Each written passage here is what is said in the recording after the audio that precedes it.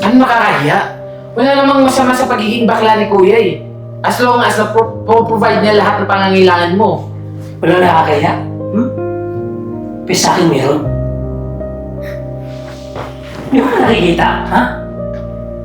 Wala naman ako nakikita mali kay Kuya eh. Pero wala. Pumunta ka na din sa opisina ko eh. Nagtala pa talaga ng baon. Ang ibig sabihin nun, gusto niya akong ipahiya. Hindi ka naman sabihin ng intention tao ko. na may kapatid akong bakla. Yung ba gusto mong mangyari? Hindi nga yung intention ko eh. Okay, para matapos na to. Hindi na siya mauulit.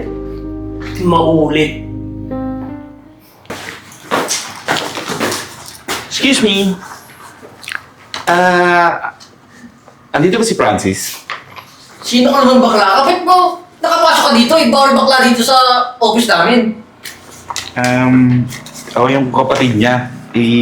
Dinalan ko lang siya ng baon kasi nakalimutan niya sa bahay. Ngayon ko lang nalaman, may kapatid pa ng bakla si Francis. Wala dito yung hinahanap mo. Umalis! Pwede ba umalis ka na? Nakakasira ka na vibes eh. Bakit nung bakla ka? J-Boy. Gusto mo yung ginagawa mo? Tapos na, Francis. Nagtatanong bakla mong kapatid. Francis, yung baon mo kasi naiwanan mo eh. Sakto, may bibilin kasi ako dyan malapit dito dinala ko na. Kuya naman. Alam mo naman na sa trabaho ako eh. Ano? Pinapahiya mo ako? Hindi naman siya ganun, Francis, kasi magandang loob lang naman ako eh. Nag-iisip ka ba? Ano nang sasabihin nila? Na may kapatid akong bakla? Ha? Francis, nakakaya pa rin lahi mo. Pwede ba umuwi ka na? Dali mo na yan! Pasensya na. Mauna na ako.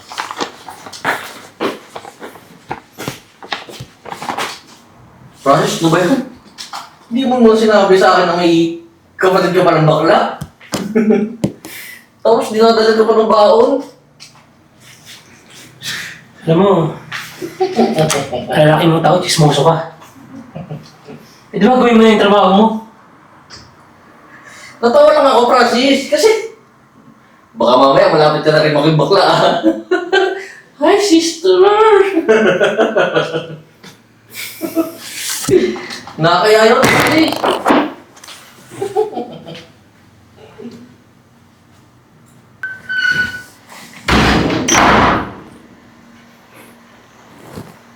Ano yung kuya? Ha? Di mo ba inisip? Mapapahiya ako dahil sa ginawa mo. Alam mo, ang tanda-tanda mo na, ginapa yung utak mo. Pwede ba? Kung gusto mo sira yung buhay mo, huwag mo akong idamay. Wala naman akong intensyon na mapahiya ka doon sa office mo eh. Naisip ko lang kasi nakalimutan mo yung baon mo. Total naman, malapit lang naman ako yung pupuntahan ko doon. Dinala ko na. Ano ako? Bata? Alam mo, dati na naiintindihan kita eh. Lagi mo ko dinadala ng baon. Pero ngayon malaki na ako. Alam mo, sumusobra ka na eh. Alam mo, Francis, pinangako ko kasi sa mga magulang natin na alagaan kita. So, ginagampanan ko lang yung pagiging kuya mo, o kuya ko. Ganun ba? Ha? Pes ngayon, hindi ko kailangan yung pag-aalaga mo. Malaki na ako, kuya. Tsaka, tingnan mo yung sarili mo. Ayusin mo nga. Tumatanda kang bakla eh. Ano bang mali sa akin? Kung ganito na talaga ako eh. Teka, pinsan, huwag mo naman sigaw-sigawan yung kapatid mo. Tsaka si Kuya, mabuti nga siya eh, kasi hinatid pa talaga niya sa opisina mo yung baon na naiwan. Concern lang naman siya sa'yo. Talagang kinukonsinti mo pa yan? Tingnan mo, wala nga nangyari sa buhay niya. Mali naman kasi yung ginagawa mo sa kapatid mo. Tandaan mo, kuya mo yan. Mali yung pagsasalitaan mo siya ng masasakit ng mga salita. Hindi mo ba nakita yung itsura niya? Ha? Nakakahiya, no? Ano nakakahiya? Wala namang masama sa pagiging bakla ni Kuya eh. As long as na-provide niya lahat ng pangangailangan mo. Wala nakakahiya? Pero sa akin meron. Hindi ko na nakikita, ha? Wala naman ako nakikita mali kay Kuya eh. Pero wala. Pumunta ka din sa opisina ko eh. Nagtala talaga ng baon. Ang ibig sabihin nun, gusto niya akong ipahiya. Hindi ka naman Sabihin ng may intention tao ko. na may kapatid akong bakla. Yung ba gusto mong mangyari? Hindi nga yung intention ko eh. Okay, para matapos na to. Hindi na siya mauulit.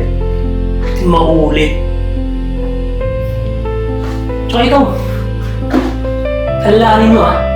Nasa bahay ka namin at pinsan na kita.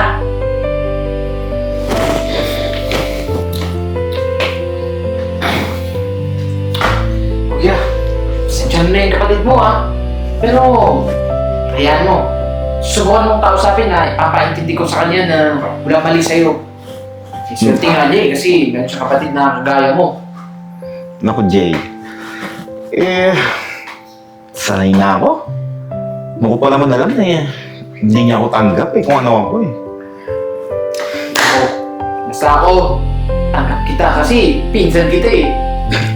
Yun ang gusto ko sa iyo eh.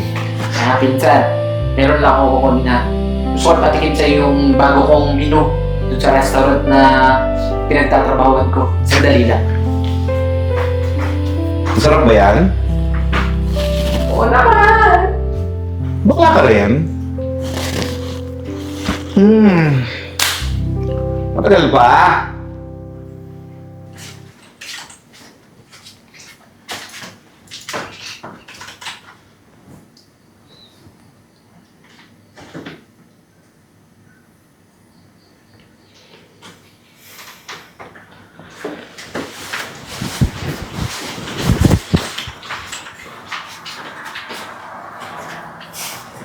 Oh, Francis! Yung kuya mo tumatawag mo, baka dadal ka ng gatas. Ay, hindi mo pala kuya yun, no? Ate pala meron ka. Alam mo ikaw? Wala ka na talaga magawa sa buhay niya. O bakit? Ano masama sa sinabi ko, Francis? Di mo naman kuya yun eh. Ate! Alam mo, nung una nilike mo yung kuya ko. Sa tingin mo ngayon, pagbibigyan kita? Ha? Ano mo gusto mo? O bakit? Bakla naman talaga kapatid mo ah! Bakit nakapektuhan ka? Uy, pinagtatanggol! Mahal na niya kuya niya! Ay, Ano mahal mo niya ba kayo? Ha? O di ba ikaw mismo ang nagkakahiya sa kanya? Hoy, tigil-tigil ang panghusga mo ha. Hindi naman ikaw nagpapalaman dun ha. Basa kasi wala kang magawa sa buhay eh. Sis, sagutin mo na yung tawag ng ate mo.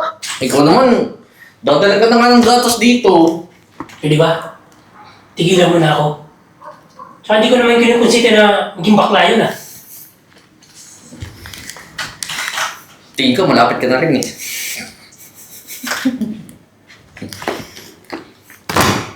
Yan ka na.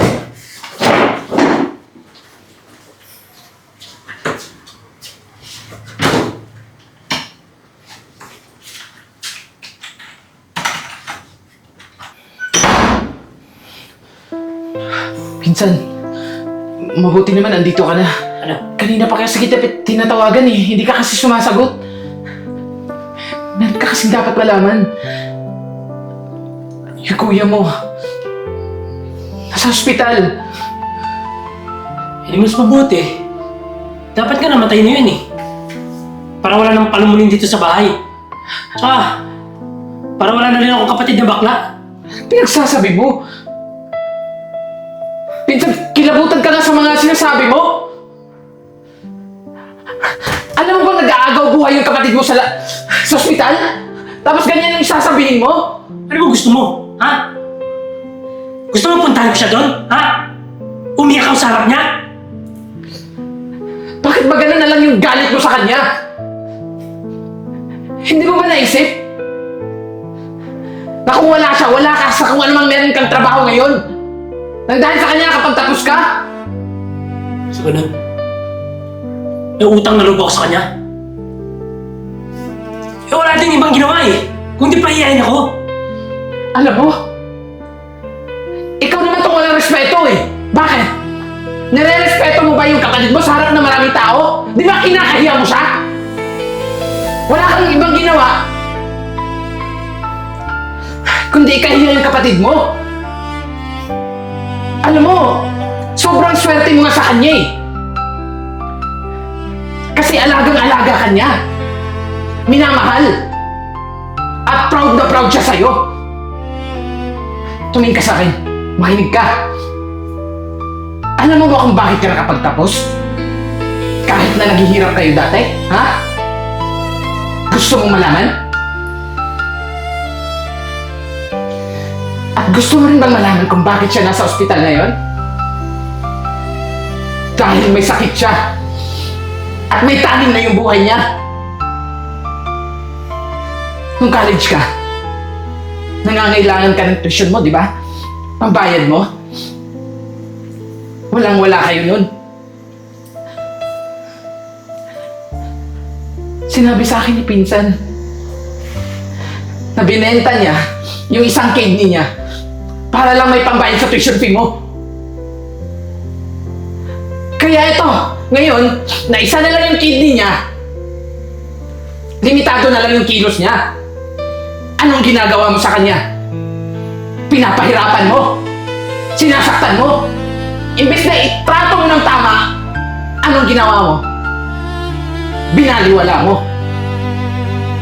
Pinagkait mo sa kanya ang karapatan na maging kuya siya sa'yo. Kasi kinakahiya mo siya. Kaya nandun siya ngayon sa ospital. Nag-aagaw buhay. Sana maisip mo, Francis, na hindi ka makapagtapos sa pag-aaral kung hindi dahil sa kanya. Nagsakripisyo siya para sa'yo, tapos ikaw itong walang kwenta, walang respeto. Anong klaseng kapatid ka? Jay, hindi ko rin alam na ganun pala yung sakripisyo sa akin. Ano namang hindi mo alam? Kasi wala ka naman talagang alam eh. Hindi mo nga inalam kung ano talaga yung mga nangyari. Kasi hindi mo nakikita, kasi nabulag-bulagan ka. Puro ka pang mamaliit yun sa kapatid mo.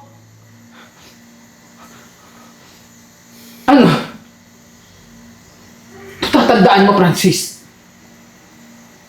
Kapag may nangyaring masama sa kapatid mo, habang buhay kang makukulong sa konsensya. Tandaan mo yan.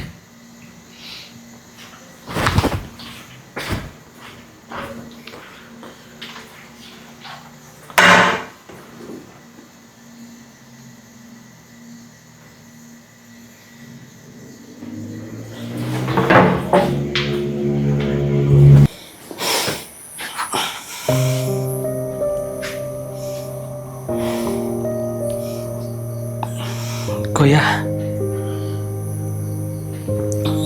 sana mapatawad mo ako sa lahat ng ginawa ko.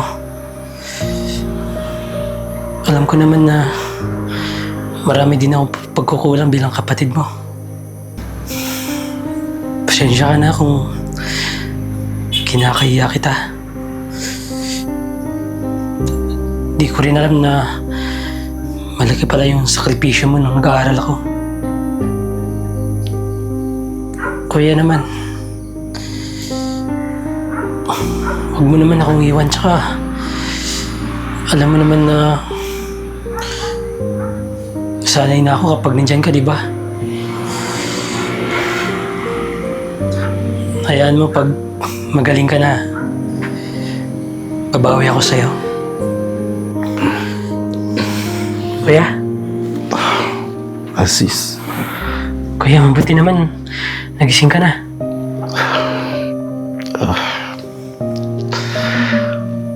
Patawarin mo si Kuya.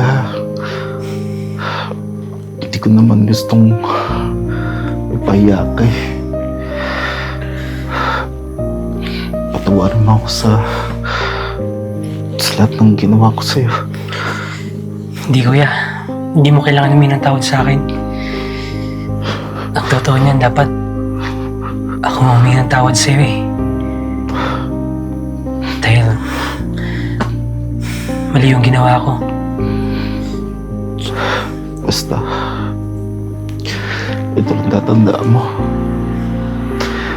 Mahal na mahal ka ni Kuya. Alagaan mo yung sarili mo, ha? Kaya naman, huwag ka naman magsalita ng ganyan. Kuya! Nurse!